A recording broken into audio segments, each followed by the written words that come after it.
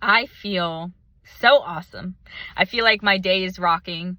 Yesterday was beautiful, led me to have a beautiful dream, which symbolized, so there was a baby in it and there were balloons. And I'm not going to tell you about my whole dream, but it symbolizes growth, just positivity, development, possibilities, and hope. The balloons symbolize possibility and hope in your dreams, if you didn't know that. And that's through Google. So I have been feeling really, really great about myself, and I've been feeling really great about myself because of the life experiences that I have. And I always emphasize on this through my posts. But truly, I feel like I'm becoming more serious about life. And that's different from taking life seriously, but becoming more serious about life, about myself, about my financial management, about my rest, my body, my health. Those are so important. My health is the number one thing. My sleep is the number one thing. Like the foods I eat is the number one thing. Everything is the number one thing that keeps me intact, including physical exercise.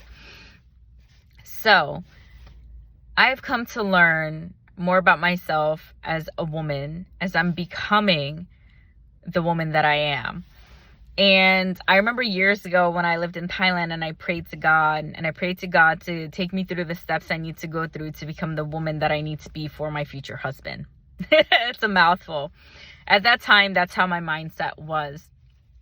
Today, after having this great therapy session, I've learned a great point that my therapist has brought up to me, that because I'm such an impressive person, she said, right? And I know I'm confident, I'm resilient, powerful.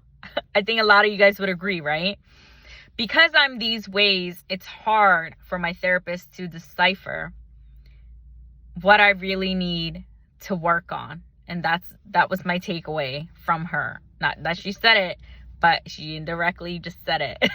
So by her saying that's hard to figure out, what are those things that are deeply rooted? And more so since I've always been on my journey alone, going through things and becoming so resilient and reliant on myself and never codependent when it came to my emotional stability. I am not used to having somebody walk with me through my journey. And I've wanted that for the last 3 years, at least when I've been better in therapy and healing myself, yada, yada. And it's true.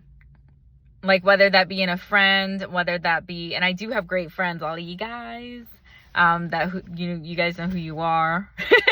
But to have somebody, your person, your go-to, and it's just a different feeling. It's a great feeling. And sometimes when we don't have that, especially for a long time, we can feel very lonely, and that fluctuates as well.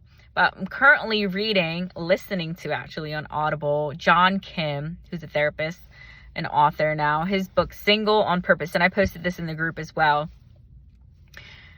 That book, he talks about such great stuff, because he talks about his own journey of back-to-back dating, unhealthy patterns he unveiled about himself, and, learning those things about himself and catching on to the things that he doesn't want to operate from a certain area anymore.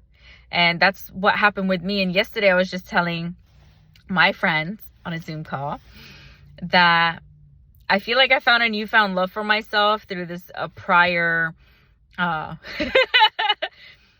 through my prior sexual relationship that I was having with somebody after my breakup. And I'm having somebody give me a call right now. So that's what I'm looking up. But through that experience of Friends with Benefits, I've learned so much about myself. And I think the one thing that dating and any arrangement or any kind of situation, relationship overall, can teach you is more about yourself. And I think that's the takeaway that God wants me to have. And things always do happen for a reason, and I highly believe that. And I just feel just happy and so proud in who I am. Not even who I'm becoming, but who I am right in this moment. And it just feels so good to me that I'm embracing myself with all this love, this grace. And even the shame, disappointment, hurt, embarrassment, and things that I may feel are mirrored back to me.